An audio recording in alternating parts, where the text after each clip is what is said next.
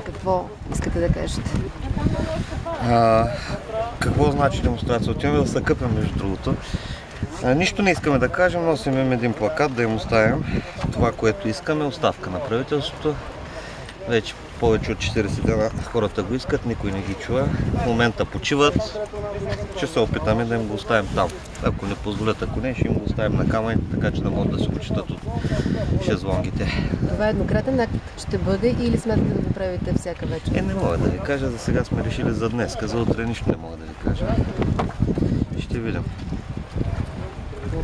По принцип всички казват, че ще се продължи докато има оставка.